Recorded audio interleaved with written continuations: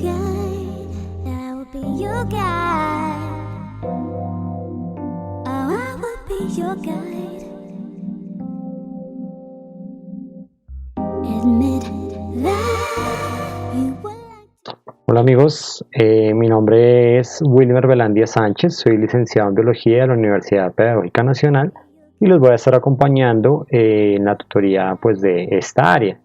Para empezar debemos ingresar primero que todo a la página de Ingrese a la Universidad. Listo. Ustedes deben tener un usuario y una contraseña que pues con anterioridad les han dado. Y nos vamos aquí a la pestañita que nos dice aula virtual. Una vez en el aula virtual, entonces vamos bajamos y ingresamos a donde dice Prefix Saber 11, ¿vale? Una vez allí, entonces nos vamos para el área de biología. Y antes de que ustedes entren a este menú que se les despliega acá, van a ver, miren, unos temas: evolución, homeostasis, reproducción y herencia, seres vivos y flujo de energía, recursos didácticos y referencias. Aquí ustedes van a encontrar pues más material de estudio. Si se van a recursos didácticos, pues van a encontrar algunas preguntas tipo IFEX, pues para que vayan practicando. Y en la parte de referencias van a encontrar también una biología completa para que amplíen algunos de los conocimientos que tienen. ¿Listo? Bueno, pero vamos a mantenernos acá encima donde dice biología. Vamos a dar clic ahí donde dice biología. Y una vez que ya hemos dado clic ahí, nos vamos a la parte de abajo. Después de que aparezcan estos tres delfines que ustedes están viendo en pantalla, van a encontrar un video que les recomiendo que lo observen con detalle, y acá van a encontrar el libro digitalizado. Usted le da clic aquí donde dice leer la publicación y te va a abrir este archivo. Esto lo tenía ya descargado con anterioridad, ¿vale? Y ahí lo vamos a poder trabajar. Entonces ustedes van a encontrar la tabla de contenido, es exactamente igual al que tienen ustedes en casa. Listo, bueno, el que tienen en físico. Entonces deben tener en cuenta que este va a ser el material de trabajo. ¿Qué vamos a hacer en esta ocasión? Entonces vamos a ver algunas temáticas muy generales y vamos a tomar algunas preguntas para solucionar. Listo, para que ustedes vean más o menos cómo es la forma adecuada de contestar este tipo de preguntas. Listo, entonces ahí ya tenemos el libro por si necesitamos ampliar algún tipo de información, que va a ser nuestra brújula, ¿vale? Bueno, una vez entonces estemos acá, vamos a empezar con la presentación, ¿vale? Entonces debemos tener en cuenta lo primero que se va a evaluar, y lo primero que les van a evaluar a ustedes va a ser la capacidad que tienen para comprender y usar nociones, conceptos y teorías, las que han aprendido a lo largo de estos años en ciencias naturales, para solucionar algún tipo de problema relacionado con ¿qué? Con la explicación de la ocurrencia de los fenómenos naturales, los fenómenos que vemos a lo largo, obviamente utilizando ¿quién? Pues el conocimiento científico basado en el método científico que ustedes deben manejar ya con gran destreza, ¿no? Bueno, pero también se van a tener en cuenta algunos conceptos de este componente biológico, como lo va a ser la homeostasis. Recordemos que la homeostasis es el equilibrio que trata de mantener una célula entre unas máximas y unas mínimas para que la célula se pueda mantener en ese fenómeno conocido como vida, ¿no? Se va a también tener en cuenta temas de la herencia, de la reproducción, de las relaciones ecológicas, la evolución y la transformación de la vida en el planeta, así como de la conservación de la energía, ¿vale? Bueno, y se van a estar trabajando unas competencias. En este orden de ideas van a ser 3 competencias. La primera de ellas va a ser el uso comprensivo del conocimiento científico, en donde se va a medir la capacidad que tienen los estudiantes de comprender y usar nociones, conceptos y teorías de estas ciencias, ¿listo? Y la relación que tienen o que van haciendo entre conceptos y los conocimientos que han adquirido. Bueno, La siguiente sería la explicación de los fenómenos, que es la capacidad de construir explicaciones comprendiendo los argumentos y los modelos que dan respuesta a esta razón. ¿Listo? Para saber cómo están o qué tan coherentes son los estudiantes al momento de hacer una afirmación o de dar un argumento relacionado con una problemática. A ustedes no se les va a evaluar como tal conocimientos científicos específicos, porque hasta ahora están terminando una etapa de preparación académica básica y por ende solamente se va a mirar es cómo están ustedes relacionando los procesos, ¿vale? Entonces por ese lado, tranquilos, no tienen que ser completamente científicos, sino más bien tratar de analizar esos fenómenos, cómo ocurren, ¿vale? Y finalmente la indagación, que es la capacidad que tienen para comprender que a partir de esa investigación o ese uso comprensivo del conocimiento científico se pueden construir explicaciones sobre el mundo natural, o sea, sobre todo lo que nos rodea, y además de eso involucrar pues las metodologías que ya se han dado, se han trabajado en años posteriores, ¿vale? Bueno, sigamos.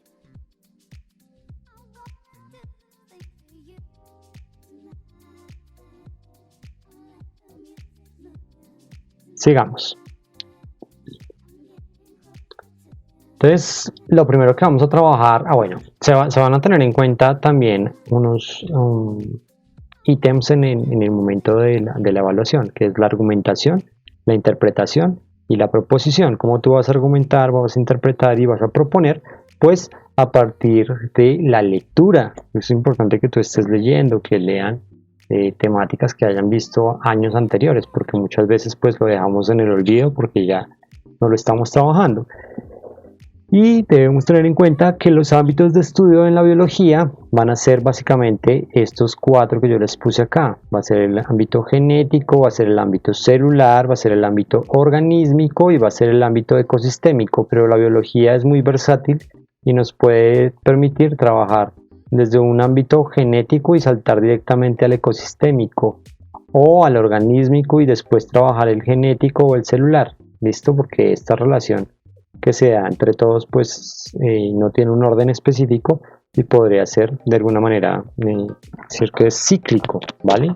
Ahora, si yo sé en qué ámbito o hacia qué ámbito va a referir la pregunta, me va a quedar mucho más fácil de contestar porque voy a reducir las opciones de respuesta.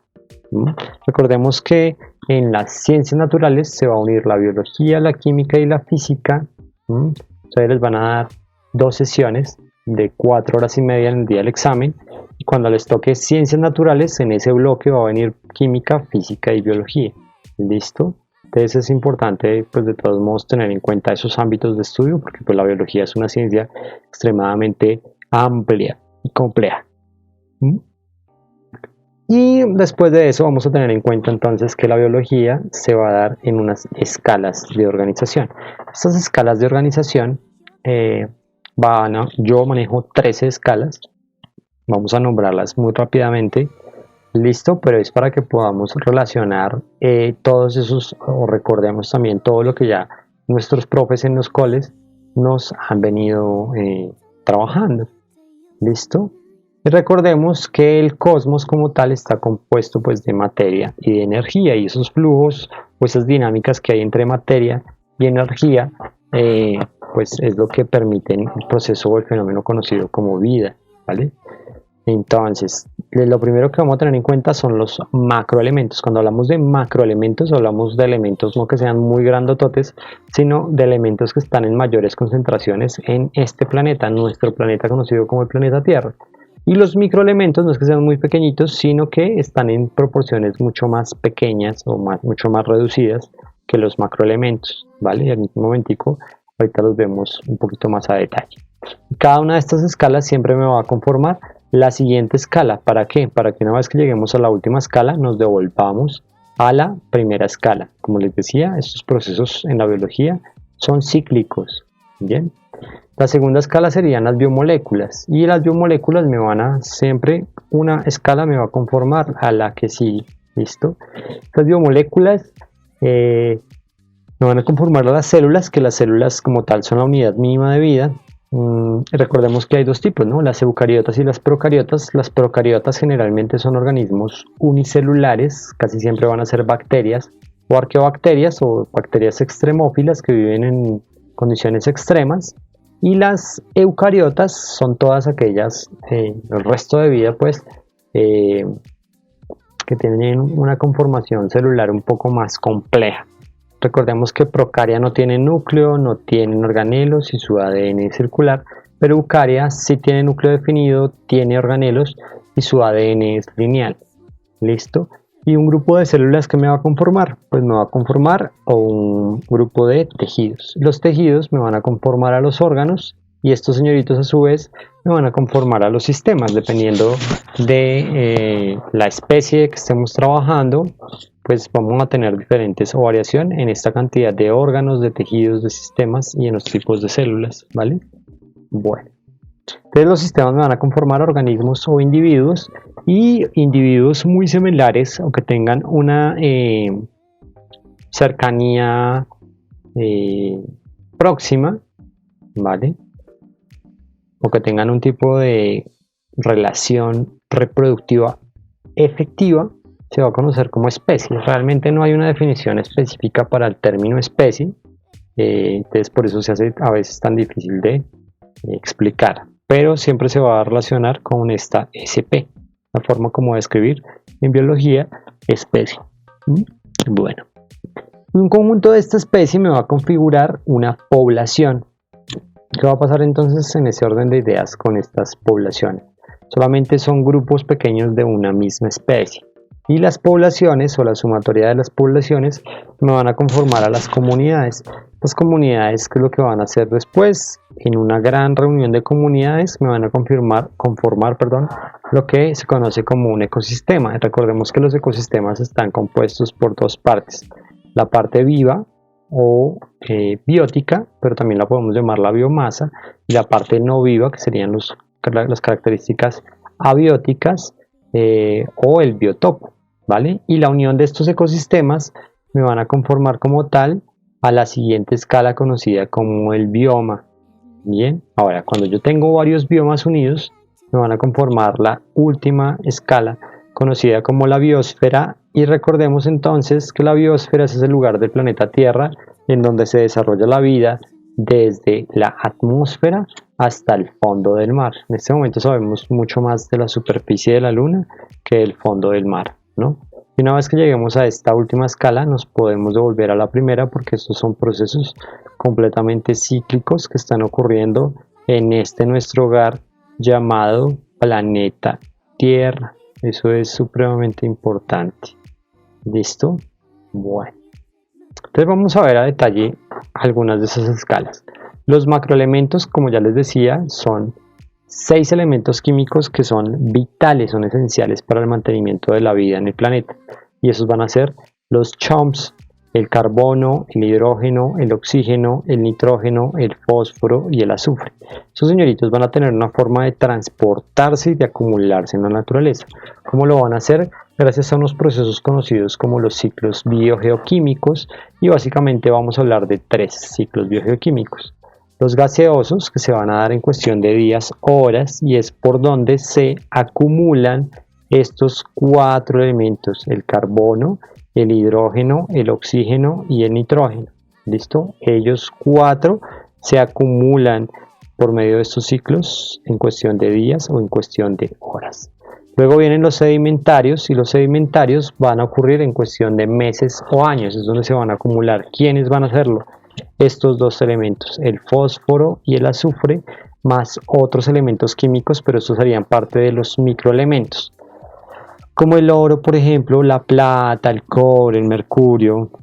Se demoran muchísimos años en la acumulación en la naturaleza. ¿Y por medio de quién se transportan de un lugar a otro estos elementos químicos, tanto los macroelementos como los microelementos? Pues gracias a los ciclos hídricos.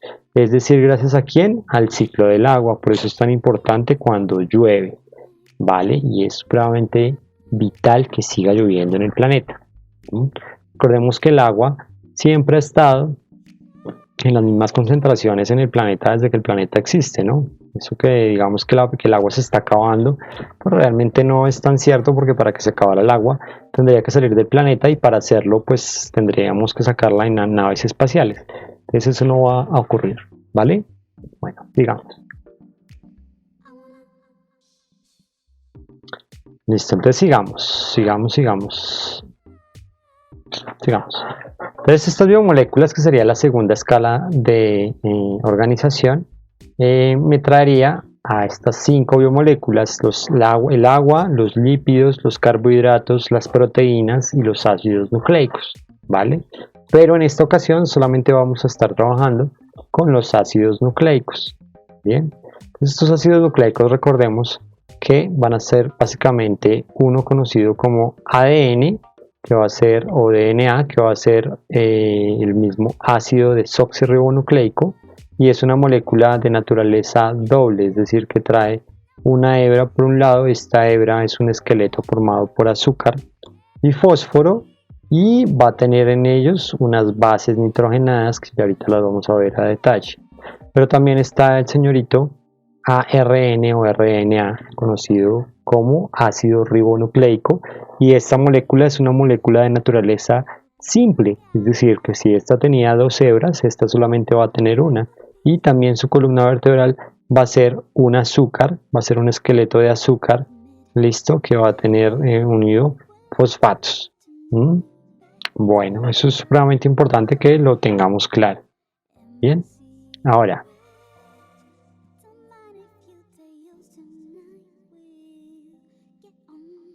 vamos a trabajar entonces parte de sus ácidos nucleicos, y vamos a recordar que los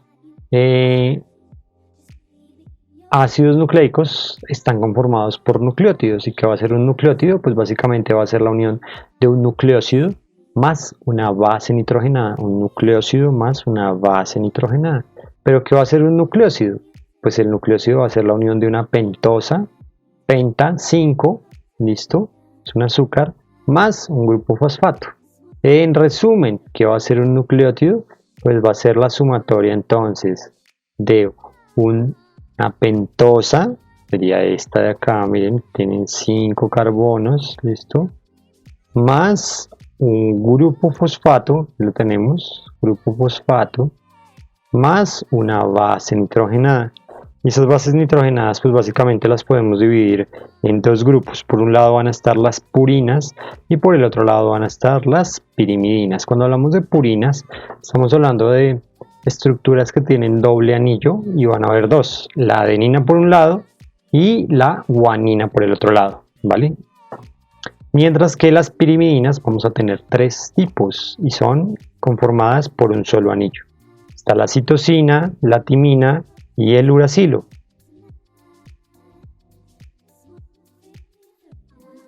¿Listo? Ahora, cuando hablamos de ADN, siempre vamos a hablar que tiene adenina, citosina, guanina y timina. La adenina va con la timina y la citosina con la guanina. Y cuando hablamos de uracilo, siempre estamos hablando de la adenina, ¿listo?, de la guanina, de la citosina y del uracilo. En este orden de ideas, acá no va a haber timina cuando hablamos de ARN, solamente cuando hablamos de ADN. Entonces timina para ADN y uracilo para ARN. Bien, bueno. Y aquí empezamos a ver ya entonces algunas de las preguntas con las que vamos a trabajar en esta ocasión. Y una de estas preguntas va a ser, pues, se cruzan 2 plantas de flores color naranja y se van a obtener una descendencia formada por plantas de flores rojas, naranjas y flores amarillas. Nos preguntan por los fenotipos que se obtendrán al cruzar plantas de flores naranjas con las rojas, conociendo que los caracteres rojo y amarillo son codominantes. Todos los individuos naranjas son por lo tanto heterocigotos que manifiestan el carácter intermedio. Es un poco complejo, ¿no?, entenderlo así de primerazo. Entonces también nos van a dar unas opciones de respuesta. Entonces primero vamos a ver o vamos a recordar rápidamente todo lo que tiene que ver con la genética y con el señor Mendel, ¿vale? Acá antes es un ejemplo, esta es la pregunta 3 del taller número 2, pero también va a estar la pregunta 6 Listo, y ahorita las leemos más adelante a detalle. Del taller número 2 tenemos las opciones de respuesta. Listo.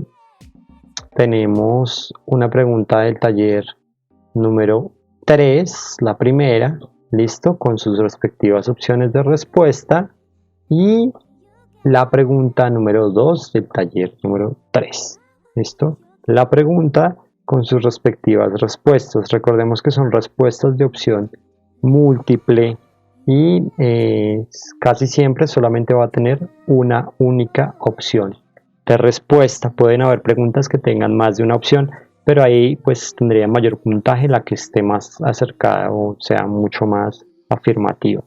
¿Listo? Entonces, cuando hablamos de la genética, tenemos que recordar lo que es un gen, y el gen va a ser la unidad funcional a cargo del traspaso de rasgos hereditarios, o ser la unidad mínima que se puede heredar de un organismo a otro organismo, ¿vale? Y esto nos trae consigo al señorito genotipo. ¿Qué van a ser los genotipos? Pues van a ser la sumatoria o la totalidad de genes que posee un individuo. Usted allá en su casa, si usted no tiene hermanos gemelos, pues le tengo noticias, y es que su genotipo es único en el mundo, y en ningún momento de la historia del planeta Tierra se va a volver a repetir esa configuración de genes que conformen este genotipo. Bien, ahora si a esto le sumamos un ambiente como tal, nos va a dar como resultado el fenotipo, que sería la forma física o lo que tú percibes siempre de los individuos, como tú lo ves, si son organismos altos, bajos, gordos, flacos, etcétera, etcétera. ¿Listo? Siempre el ambiente va a ser supremamente importante para el desenvolvimiento de este genotipo. Bien. Y el genoma como tal, entonces el genoma sería la totalidad de los genes que tiene una especie. Por ende, todos los humanos, por ejemplo, vamos a compartir el mismo genoma. ¿Listo? Pero todos los perros van a compartir su propio genoma, el plátano también, y así sucesivamente con cada especie. Cada especie va a tener su totalidad de genes, y eso me conforma el genoma. Pero el genotipo es lo que me va a conformar a cada individuo. ¿Listo? ¿Cuántos genes tendrá el genoma humano? Se preguntarán ustedes. Pues hagamos un ejercicio mental y vamos a imaginarnos, o necesitamos la imaginación, que tenemos una biblioteca con 1000 libros, ¿vale? Cada uno de esos libros va a tener 1000 hojas, ¿listo? Y en cada una de esas hojas, en cada página, o sea, por lado y lado, va a tener en cada página más o menos un total de 500 genes.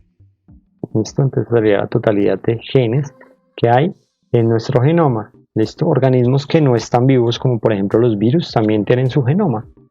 Entonces por eso es tan importante que los científicos estén allá cada vez investigando pues sobre estos genomas, que sería la sumatoria de los genes que tiene un tipo específico de individuo. Bueno, ¿qué debemos tener en cuenta? Entonces debemos tener en cuenta las siguientes frases o las siguientes palabras. ¿Qué es un cromosoma? Y el cromosoma es la estructura donde van a ir los genes. Recordemos que esos cromosomas están dentro de los núcleos en las células. ¿Listo? Cuando hablamos de células eucariontes. La cromatina es el complejo de proteínas y de ADN o DNA que componen el cromosoma. Es decir, que si yo llego y cojo un cromosoma y lo empiezo a desenredar, lo que voy a encontrar es la cromatina, ¿vale? Pero una vez que me vaya mucho más a fondo, voy a encontrar a los alelos, y los alelos van a ser las formas diferentes de un gen para un carácter. Entonces, podemos encontrar diferentes tipos: alelos dominantes y alelos recesivos, y ahorita los vamos a trabajar.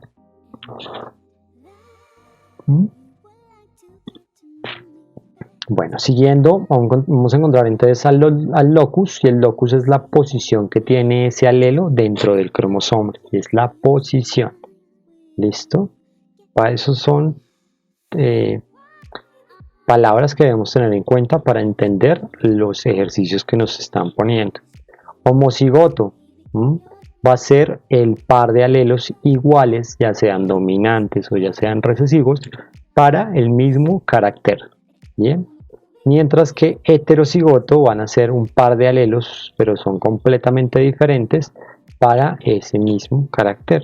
Esto es supremamente importante, que ya teniendo claras estas palabritas, pues ya podemos pasar a explicar o a recordar las leyes de la herencia. Entonces acá miren, tenemos un cromosoma, tenemos la célula y de su núcleo obtenemos ¿a quién? Al cromosoma. Tenemos el centrómero, que es la unión de los dos de las dos partes del cromosoma. Tenemos el telómero, que es la parte más externa de un cromosoma. ¿Listo? Y empezamos a desenrollarlo. Y acá tenemos entonces la cromatide que les estaba diciendo hace un rato. Lo seguimos desenrollando y vamos a encontrar entonces estas proteínas conocidas como histonas que me van a seguir enrollando la molécula de ADN. Pero como la vamos soltando para verla a detalle, nos vamos a encontrar después que están las diferentes pares de bases nitrogenadas que ya hemos visto. Entonces la timina va a ir siempre con la adenina y la citosina con la guanina. Listo, esto me va a dar va a ser característico de la homología de la célula, del ADN. ¿Listo? Siempre se van a tener la misma cantidad de timinas que de adeninas y siempre se va a tener la misma cantidad de citosinas que de guanina. ¿En qué va a variar eso? En la especie. Entonces cada especie va a tener su propio número de bases nitrogenadas. Bueno, entonces ahora hablemos un poco de Mendel. Señor Mendel, recordemos que era un monje amante de las matemáticas y él quería ser profesor de matemáticas, no lo logró y terminó en un monasterio cruzando guisantes. ¿Listo? Pero como buen matemático siempre tomaba apuntes y ya, y se murió. Y esa fue la historia del man. 100 años después de que Mendel muere, sus principios son redescubiertos. Entonces se le da en ese momento el nombre del padre de la genética. Y ahorita a la fecha, estos principios o estas leyes se siguen cumpliendo. De hecho, cada vez van tomando más fuerza.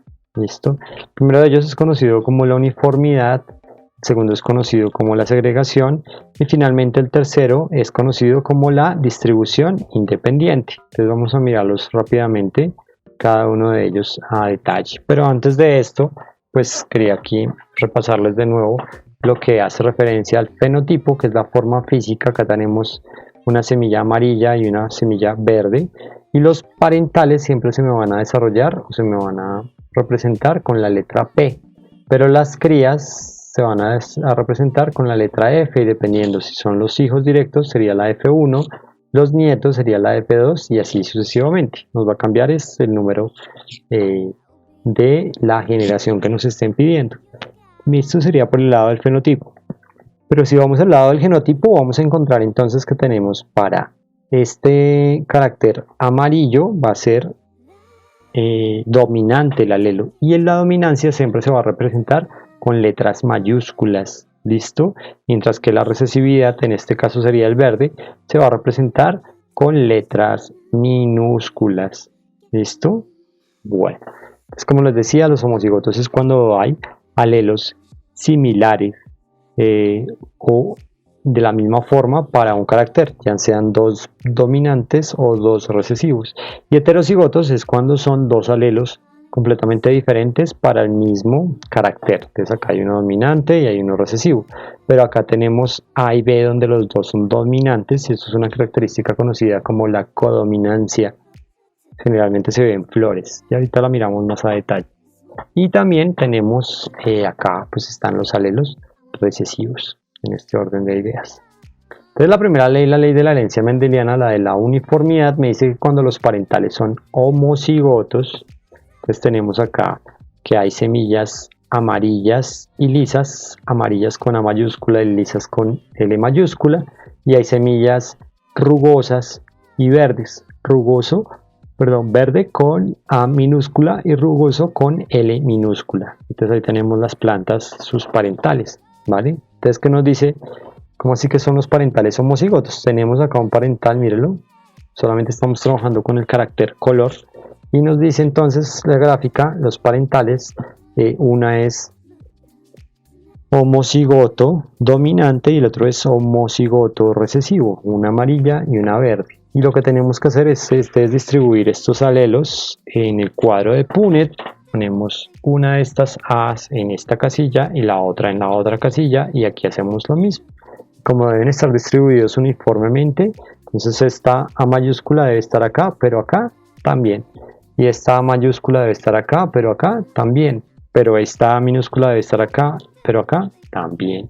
Y así sucesivamente, con la cantidad, dependiendo la cantidad de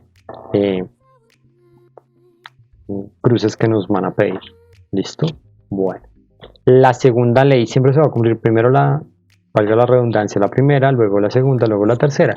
Y acá hablaríamos de la segregación. ¿Qué me dice de la segregación? Que cuando los parentales son heterocigotos, es decir, que tienen alelos diferentes para el mismo carácter, la proporción se va a dar 3:1, en donde 3 hijos de los 4 posibles van a tener características similares a papá y a mamá, pero uno de cada 4 de estos señoritos va a tener las condiciones completamente recesivas. Entonces empezamos, ubicamos nuestro primer fenotipo, que sería A mayúscula, A minúscula, y el segundo, que sería A mayúscula, A minúscula, y empezamos a distribuirlos uniformemente. La primera ley, entonces esta A mayúscula debe estar acá, pero acá también. Y esta mayúscula debe estar acá, pero acá también. Ahora, ¿qué se recomienda cuando ustedes están organizando este tipo de cuadros? Que se dejen los caracteres a un lado, siempre hacia el mismo lado de del cuadro. Ahorita les explicaré más a detalle. ¿Cómo me quedó esta primera semilla? Me quedó amarilla, homocigota dominante. La otra quedó amarilla, heterocigota, y esta también quedó amarilla, mientras que esta señorita quedó verde. ¿Por qué? Porque tiene la condición de los genes recesivos. ¿Listo? Bueno. La tercera y última ley, que sería las leyes de la herencia, la ley de la distribución independiente. Y acá es importante que se trabaje siempre por genotipos independientes. Acá te dieron a mamá y acá te dieron a papá.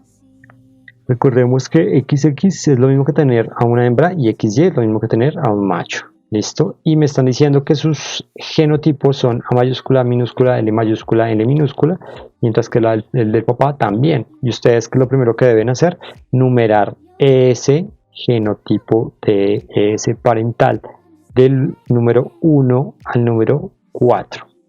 1, 2, 3 y 4. ¿Listo? Y van a empezar a trabajar por... no es que ahorita se vayan estos señoritos para acá y estos señoritos se vengan para acá, porque eso no puede pasar.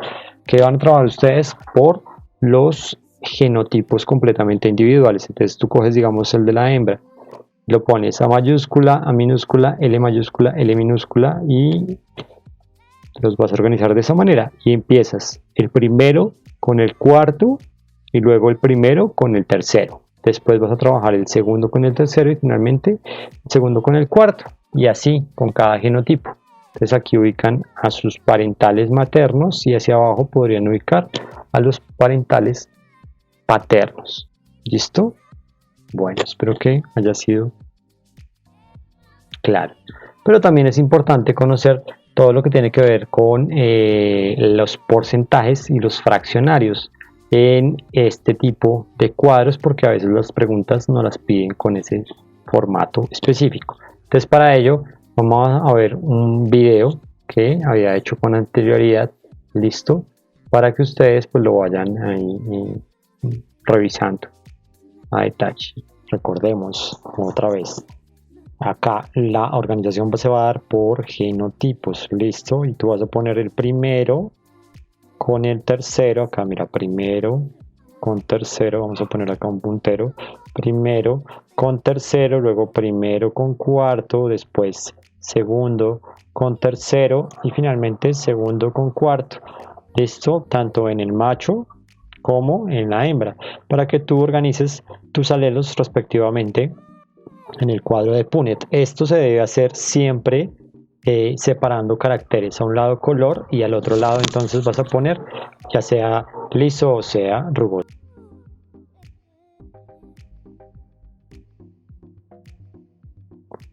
Listo, y entonces aquí van a ver ustedes, a un lado van a ir unos caracteres, los caracteres de color, y al otro lado van a ir los caracteres concernientes a la forma, ¿vale? Entonces esa es la forma más adecuada de organizar los alelos.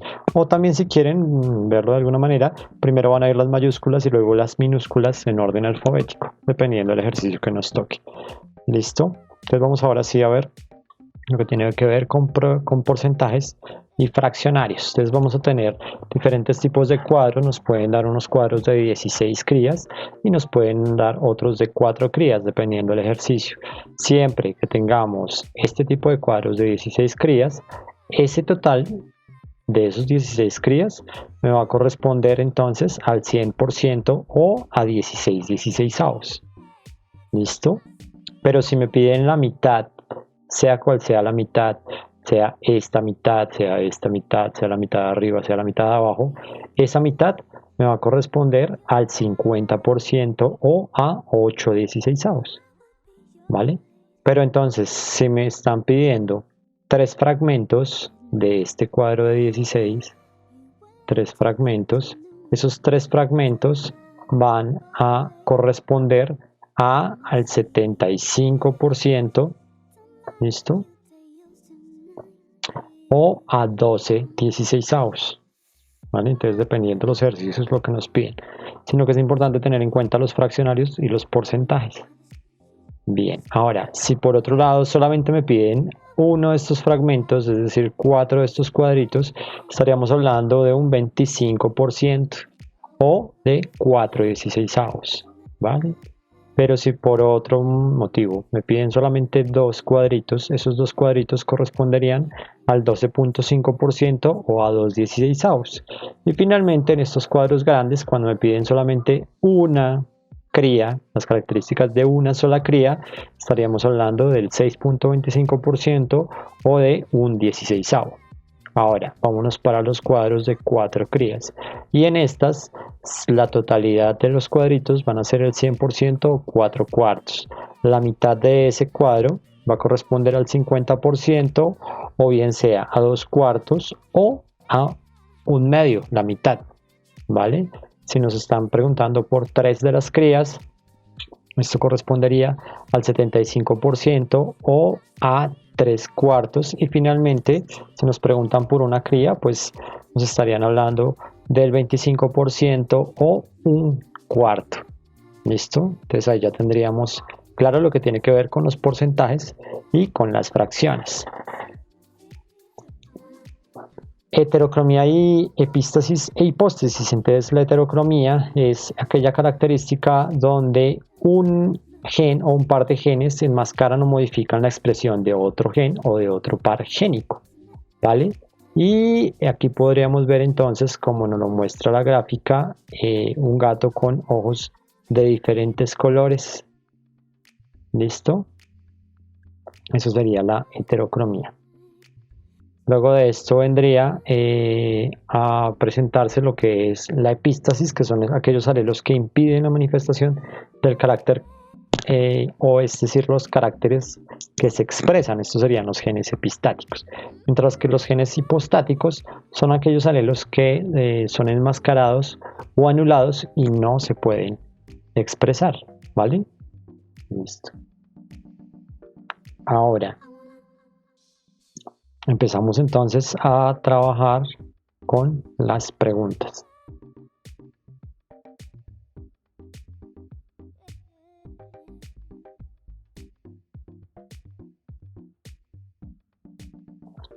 Listo, entonces acá vamos a empezar a imaginarnos ya, a visualizar nuestras moscas. Acá tenemos una mosca de ojos blancos y una mosca de ojos rojos, ambas heterocigotas para las características. Recordemos que blanco es un carácter recesivo ligado al sexo y se expresa con la letra W. Entonces, ¿qué vamos a hacer nosotros? Pues vamos a coger a nuestras moscas y vamos a tener en cuenta que las hembras siempre se van a representar con XX, mientras que los machos siempre se van a representar con XY o XY.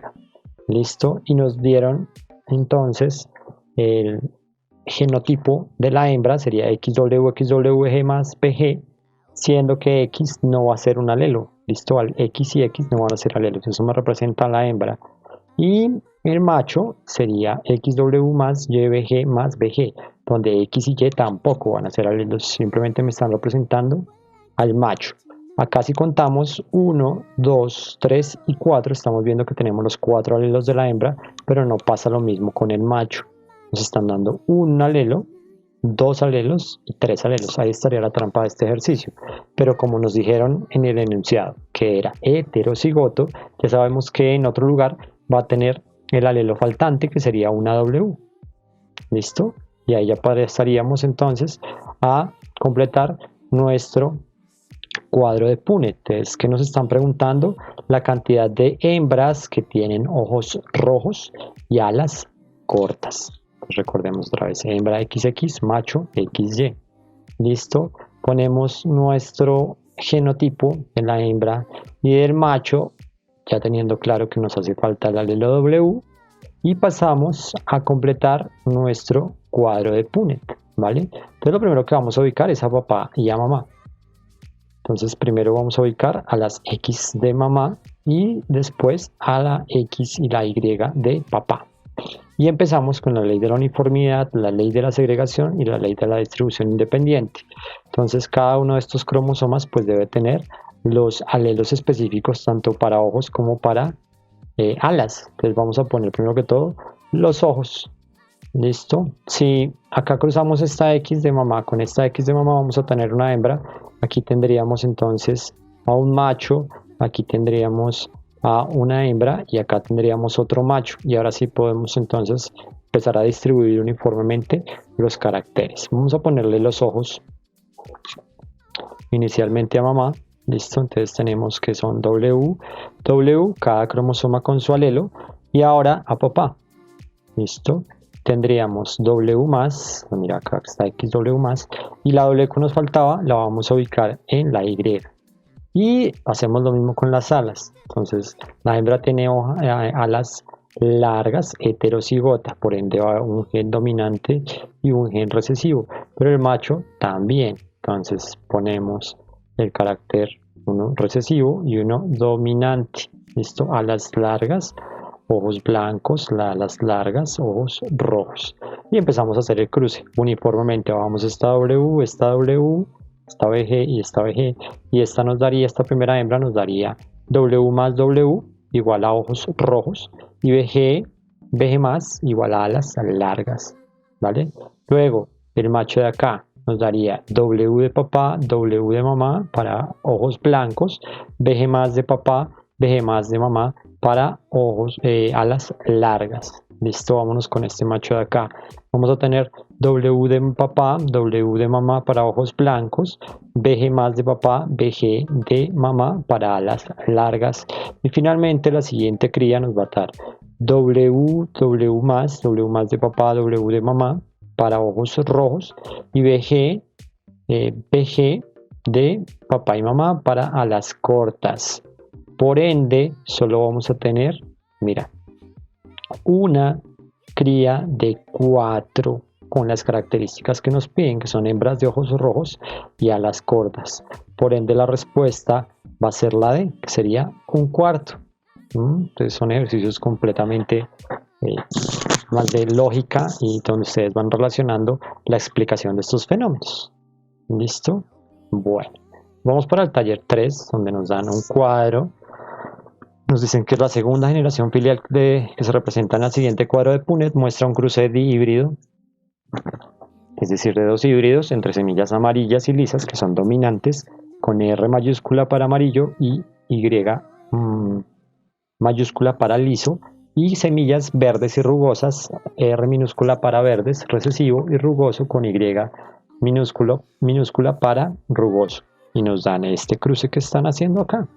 ¿Listo? Y nos dan unas opciones de respuesta. Nos están preguntando que teniendo en cuenta esa información, ¿cuál sería la proporción fenotípica que se obtienen de las semillas hijas? Entonces vamos a empezar a solucionar. Listo, vamos a tener nuestro cuadro y lo primero que debemos hacer acá es hacer una proporción o un cuadro de proporciones epistáticas, es decir, de los alelos que se expresaron. Y para ello vamos a sacar unos niveles. Listo, cada nivel lo vamos a numerar con una N mayúscula y un 1 y vamos a estar atravesando unas lineecitas en nuestro cuadro. Entonces la primera línea va a ir en este sentido, donde me va a atravesar 4 genotipos y cada uno de esos 4 genotipos va a ser completamente diferente entre todos. Primero me da R mayúscula, Y mayúscula, Y mayúscula. El segundo R mayúscula, Y minúscula, sería para un total de 4 retoños. Cada una de estas casillas representa una cría, en este caso como son plantas serían retoños. Listo, miren acá está la tercera y la cuarta nos daría todas en minúscula, que sería esta de acá. Una vez que sacamos la proporción 1, epistática N1, pasamos a la proporción N1, N2 y va a ser en el sentido completamente contrario a la N1 y atravesamos una línea en esa dirección, por lo cual nos debe dar la N2 4 genotipos completamente iguales para un total de 4 retoños más, es decir que acá tenemos 4 retoños y acá otros 4 para un total de 8 retoños. Y empezamos de la N3 a la N6, siempre van a ser de a 2 retoños o 2 genotipos. Listo. Y la N3 va a ir encima de la N2, va a atravesar esta señorita de acá y esta de acá. Esta no la va a tocar. ¿Por qué no la va a tocar? Porque ya fue atravesada por la N1. Listo, entonces eso es supremamente importante y nos daría 2 genotipos iguales que serían R mayúscula, R minúscula, Y mayúscula, Y mayúscula, 2 retoños. La N4 va a ir encima de la N3, listo, que sería la flecha verde, y vamos a tener estos genotipos de acá. Listo, una vez que llegamos ahí nos devolvemos a la N5, la N5 va enseguida de la N2, donde vamos a tener las representados con la línea azul. Y sus 2 retoños van a ser R mayúscula, R minúscula, Y minúscula, Y minúscula. Listo. Y finalmente la N6, que serían las 2 casillas faltantes. Esta de acá y esta de acá, que la representamos con la línea amarilla. Y nos daría estos 2 genotipos. Listo. Entonces una vez que ya tenemos eso se va a ir haciendo. Entre más ustedes vayan practicando, lo van a hacer mucho más mecánico. A veces se puede hacer mentalmente. Listo. Entonces, cogemos nuestro cuadro de proporciones epistáticas y vamos a sacar el cuadro de proporciones fenotípicas, que es otra cosa. Recordemos que el fenotipo es lo que se observa del organismo. Y tendremos entonces que para este primer genotipo, el fenotipo sería amarillo liso. ¿Listo? El siguiente genotipo de la N1 sería amarillo rugoso. El tercer genotipo sería verde liso y el cuarto genotipo sería verde rugoso. ¿Listo? Para el segundo, los 4 retoños van a tener la misma condición fenotípica y serían estas señoritas amarillas y lisas. Para la N3, estos 2 retoños van a ser amarillos y lisos también, mientras que para la N4 también van a ser amarillos y lisos. ¿Listo?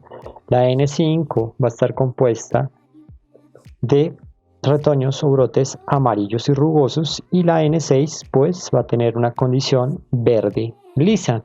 Entonces ya que tenemos estas proporciones fenotípicas, vamos a mirar qué variedades de formas de flores tenemos. ¿Listo? Entonces tendríamos que los retoños, tendríamos 9 retoños amarillos y lisos para un total de 9/16, 3 retoños amarillos rugosos para un total de 3/16, 3 retoños verdes y lisos, otros 3/16, y finalmente tendríamos entonces un retoño verde y rugoso para un total de un 16. 9, 12, 13, 14, 15 y 16. Ahí está la totalidad de las crías. ¿Listo? Y ya entonces los vamos a ubicar en nuestro cuadro. 9 retoños amarillos y lisos. Ahí están con color verde. 3 retoños amarillos rugosos. Ahí están con color azul. 3 retoños verdes lisos. Vamos a encontrarlos en color amarillo. Y un retoño verde rugoso representado con el color rojo. Entonces la respuesta sería la B. Hay 9 16avos amarillas y lisas, 3 16avos amarillas y rugosas, 3 16avos verdes y lisas y un 16avo verde y rugoso. ¿Vale? Bueno. Y la última pregunta, ya para terminar, sería, nos preguntan, una característica heredada ligada al sexo significa que se encuentra en el cromosoma X y por lo tanto se transmite del padre a la hija pero no al hijo, no se transmite a hijos ni a hijas, se transmite del padre al hijo pero no a la hija, o se transmite del padre al hijo y a la hija. Entonces para ello vamos a tener de nuevo en cuenta las condiciones hembra macho XX XY y empezamos en nuestro cuadro de Punnett a ubicar al papá y a la mamá. ¿Listo? Como nos dicen que la característica está ligada al sexo en el cromosoma X, pues yo le puse a ese cromosoma X acá un apóstrofe para conocer cuál es el cromosoma que tiene la característica y se va a ser representada con este apóstrofe. ¿Listo? Y pues como el macho también tiene X, pues le pongo acá la condición y empezamos a cruzar, que acá nos va a dar una niña y acá nos va a dar una niña también, mientras que acá nos va a dar un niño y aquí otro niño. Y listo, entonces vemos que la condición se transmite del padre a la hija, pero no al hijo. El padre le transmite la condición a las hijas, mírenlo, pero al hijo no, porque para que se lo transmitiera al hijo debería encontrarse en el cromosoma Y y ya. Entonces con esto podríamos dar la respuesta y sería la se transmite del padre a la hija, pero no al hijo. Entonces ya saben, son ejercicios muy sencillos y solamente son de práctica para que en el momento de solucionar el examen ya ustedes lo hagan mentalmente y no estén gastando tiempo haciendo estos cuadros. Listo, muchas gracias por la atención, espero que les haya gustado la tutoría y nos veremos en una próxima oportunidad. Admit that you would like to get to know me better, boy. And my secret